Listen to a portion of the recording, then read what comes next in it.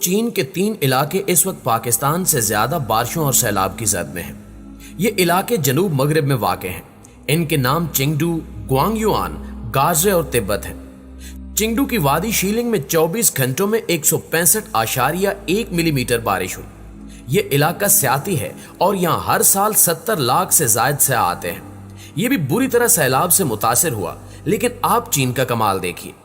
حکومت نے ایک رات میں 47,000 لوگوں کو متاثرہ علاقوں سے نکالا، محفوظ ٹھکانوں پر پہنچایا اور انہیں کھانا، ادویات اور کپڑے بھی فراہم کر دیے، اور مقامی اور بین الاقوامی کسی تنظیم سے امداد کی اپیل بھی نہیں کی، اور اس سارے آپریشن بارش اور سیلاب کے دوران کسی قسم کا کوئی جانی نقصان نہیں ہوا، جبکہ اس کے مقابلے میں ہمارے ملک کا 30% حصہ پانی میں ڈوبا ہوا ہے۔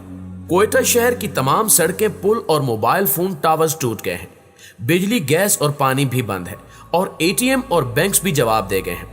صوبائی دارالحکومت کا باقی ملک سے عملاً رابطہ ٹوٹ چکا ہے۔ دوسرے علاقوں کی صورتحال بھی اس سے ملتی جلتی ہے۔ ناظرین گرامی، متاثرین کی تعداد 3.30 کروڑ ہو چکی ہے۔ یہ گلگت بلتستان سے لے کر گوادر تک آسمان کی طرف دیکھ رہے ہیں اور آہوزاری کر رہے ہیں۔ سوال یہ ہے کہ چین ہو، ایران ہو، ترکی ہو، ملائیشیا ہو یا پھر باقی دنیا ہو، سیلاب، زلزلے اور خشک سالی وہاں بھی آتی ہے، لیکن یہ اپنے لوگوں کو ان آفتوں سے بچا بھی لیتے ہیں اور دوسروں کی مدد کے بغیر انہیں بحال بھی کر دیتے ہیں۔ مگر کیسے؟ جبکہ ہم ہر آفت، ہر مصیبت میں اپنے لوگوں کو موت کے حوالے کر کے امداد کی صدائیں لگانے کے لیے نکل کھڑے ہوتے ہیں، ہم اسے بھی بھیک کا بہانہ بنا لیتے ہیں۔ کیوں؟ کیا دوسری اقوام سپر ہیومن ہیں یا پھر ہم انسانوں کی کوئی پست ترین شکل ہیں؟ آخر ہمارا ایشو کیا ہے؟ ہم شاید آج تک اپنی قوم کو آفتوں کا سامنا کرنے کے لیے تیار نہیں کر سکے۔ آگ لگ جائے، پانی آ جائے یا کوئی حادثے کا شکار ہو جائے، ہم میں سے کسی شخص کو اس سے نمٹنا نہیں آتا۔ دوسرا، حکومت نے بھی آج تک حادثوں اور آفتوں سے نمٹنے کے لیے کاغذی منصوبوں کے علاوہ کچھ نہیں کیا۔ ہم نے قومی سطح پر NDMA اور صوبائی لیول پر PDMA بنا دیے، لیکن یہ بھی نام کے ادارے ہیں اور یہ ہلاکتوں کا ڈیٹا جاری کرنے کے علاوہ کچھ نہیں کرتے۔ حالت یہ ہے کہ ہم آج تک ملک میں مخیر حضرات کی فہرست تک نہیں بنا سکے۔ حکومت کو چاہیے تھا کہ یہ آفتوں کے دوران کم از کم 5,000 سے 1 کروڑ روپے تک امداد دینے والے مخیر حضرات اور فیملیز کا ڈیٹا اور ٹیلی فون ہی جمع کر لیتی، تاکہ مصیبت کی اس گھڑی میں ہمیں چندے کے لیے اپیلیں نہ کرنا پڑتی۔ حکومت ملک بھر کے تمام کال سینٹرز کو ڈیٹا اور بینک اکاؤنٹ دیتی اور دونوں میں امدادی رقم جمع ہو جاتی۔ ہم کیوں ہر بار ہر آفت میں امدادی کیمپ لگا کر بیٹھ جاتے ہیں؟ کیا ہم 75 برسوں میں یہ بھی نہیں کر سکتے تھے؟ دوسرا، ملک میں دعوت اسلامی، سیلانی ٹرسٹ، اخوت، کاروان علم فاؤنڈیشن، عیدی چھیپا، تبلیغی جماعت، جماعت اسلامی اور انجمن طلبہ اسلام جیسی سینکڑوں تنظیمیں اور غیر سرکاری ادارے موجود ہیں۔ ملک میں 2.5 لاکھ سے زائد سکول اور 3.5 کروڑ سے زائد طالب علم بھی ہیں۔ ہم اگر ان تنظیموں اور اداروں کے کارکنوں کے لیے ریسکیو ورک کی ٹریننگ لازمی قرار دے دیں، ہم اگر انہیں آگ بجھانے، زخمیوں کو اٹھانے، سیلاب میں گھرے لوگوں کو نکالنے اور ضرورت مندوں تک خوراک پہنچانے اور بیماروں اور زخمیوں کی مدد کی ٹریننگ دے دیں اور ان سب کی فہرستیں اپنے پاس رکھ لیں اور ضرورت کے وقت انہیں طلب کر کے کام پر لگا دیں، تو ہمارے پاس 2-4 کروڑ لوگوں کی فورس تیار ہو جائے گی۔ ہم اگر ملک بھر کے اساتذہ کو ڈیزاسٹر مینجمنٹ سکھا دیں تو بھی ہمیں UN کا انتظار نہیں کرنا پڑے گا۔ اور تیسری چیز، دنیا کے بے شمار ملکوں میں ہر گھر میں ڈیزاسٹر اور ریپیئرنگ کے آلات ضرور موجود ہوتے ہیں۔ کیا ہم قوم کو گھروں میں رسے، سیڑھیاں، فالتو بالٹیاں، ہتھوڑیاں اور گینتیاں رکھنے کے لیے بھی تیار نہیں کر سکتے؟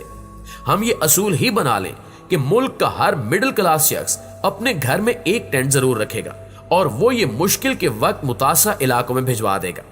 ہم ٹینٹ مالکان کی فہرستیں مختلف NGOs کو دے دیں اور NGOs کے کارکن ضرورت کے وقت ٹینٹ جمع کر کے متاثرین تک پہنچا دیں۔ کیا ہم یہ بھی نہیں کر سکتے؟ پاکستان میں جنرل ضیاء الحق کے دور تک رضاکار اور NCC جیسے پروجیکٹ ہوتے تھے۔ ضلعی انتظامیہ ہر شہر سے رضاکار بھرتی کرتی تھی۔ یہ لوگ مشکل وقت میں پولیس اور سول انتظامیہ کی مدد کرتے تھے۔ یہ پروجیکٹ آج بھی چل رہا ہے، لیکن صرف کاغذوں میں۔ کالجوں میں NCC کے ذریعے طالب علموں کو ملٹری ٹریننگ دی جاتی تھی۔ ٹریننگ مکمل کرنے والے طالب علموں کو 20 نمبر اضافی ملتے تھے۔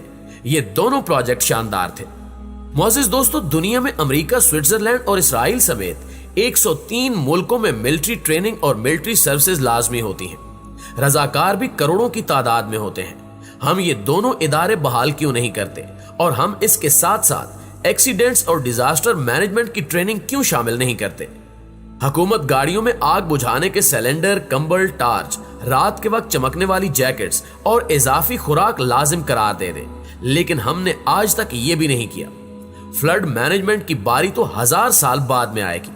क्या हम वाकई कौम कहलाने के हकदार हैं? नाज़रीन गिरामी, इस सैलाब के दौरान 3 खौफनाक हमाकतें नजर आ रही हैं। पहली हमाकत नकद इमदाद है। हम मुतासरीन को बराह रास्त नकद इमदाद भिजवा रहे हैं, जबकि मुतासरा इलाकों के तमाम बैंक्स, ATM और इजी कैश के सेंटर्स पानी में डूब चुके हैं। लिहाजा मुतासरीन को रकम कैसे मिलेगी, और अगर ये मिल भी जाए तो क्या सामान खरीदने के लिए दुकानें और मंडियां खुली हैं, और क्या सड़कें, पुल, ट्रांसपोर्ट और गाड़ियां मौजूद हैं? दूसरा, हम मुतासरीन के सरों पर आटा, दालें, चावल, चीनी और घी की बोरियां फेंक रहे हैं। हुकूमत हेलीकॉप्टरों के जरिए बोरियां दाग रही है, जबकि NGOs कश्तियों के जरिए खुश्क राशन पहुंचा रही हैं। लेकिन सवाल यह है कि लोग खुश्क राशन को पकाएंगे कैसे?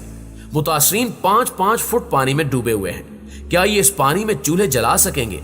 खाना पकाने के लिए लकड़ियां, गैस या बिजली कहां से आएगी? और क्या फिर ये लोग खुश्क राशन खाएंगे? और तीसरा इशू, पूरे मुल्क में इस वक्त इमदादी कैंप लगे हुए हैं। ये कौन लोग हैं और ये रकम जमा करके कहां भिजवा रहे हैं? कोई नहीं जानता। हुकूमत भी इससे लाताल्लुक है। क्या हम इन हमाकतों से मुतासरीन की मदद कर सकेंगे? मेरी दरखास्त है कि हुकूमत फौरी तौर पर इन इदारों की फहरिस्त और अकाउंट जारी करे जिन्हें ये इमदादी कामों का अहल या जेन्युइन समझती है। ये बेशक फौज को जिम्मेदारी दे दे, लेकिन किसी एक को इस सूरत हाल को लीड करने दे। पैनिक ना करें।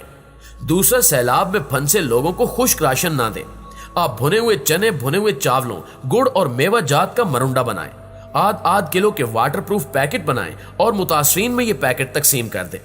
मुतासरीन फौरी तौर पर इनसे अपनी भूख मिटा लेंगे। ये मरुंडा पंजाब, सिंध और KP में आम बनता है। आप बस इसमें थोड़ा सा कुकिंग ऑयल या घी भी डाल दें ताकि खुराक के तमाम अज्जा पूरे हो जाएं। मरुंडा मुकम्मल खुराक होगा। इससे हर उम्र के लोग खा सकेंगे और इसे पकाना भी नहीं पड़ेगा। सैलाब ज़दा इलाकों में जब पानी उतर जाए तो आप बेशक लोगों को खुश्क राशन पहुंचाना शुरू कर दें। और अब मेरी आवाम से भी दरखास्त है कि खुदा के लिए अगर हुकूमत में खुदा तरसी और अकल नहीं है तो आप ही कुछ अकल कर लें। आप ही 10-15 फैमिलियों के ग्रुप बनाकर लोगों को ट्रेनिंग देना शुरू कर दें। 10-10, 20-20 खानदानों की NGOs बनाकर लोगों की हालत बदलना शुरू कर दें। और मेहरबानी फरमाकर अपने घर ऊंची जगहों और किचन दूसरी और तीसरी मंजिल पर बनाया करें, और छत पर ममटी बनाकर बरसात के मौसम में इसमें पानी, खुराक, टेंट और ईंधन महफूज कर लिया करें, ताकि नागहानी सूरत हाल में आप और आपका खानदान कम से कम 2-4 दिन तो निकाल सके।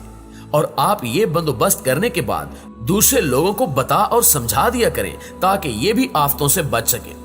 ये मुल्क आखिर कब तक 22 करोड़ नालायकों का बोझ उठाएगा? हम सबको मिलकर काम करना पड़ेगा, लेकिन आगाज कौन करेगा? शायद हम बाकी जिंदगी भी ये काम अल्लाह ताला पर छोड़कर बैठे रहेंगे।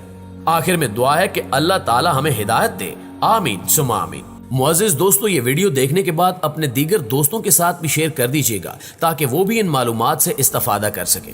इंशाअल्लाह आपसे मुलाकात होती है अगली वीडियो में। तब तक अपना और अपने प्यारों का ढेर सारा ख्याल रखिएगा। अल्लाह निगहबान।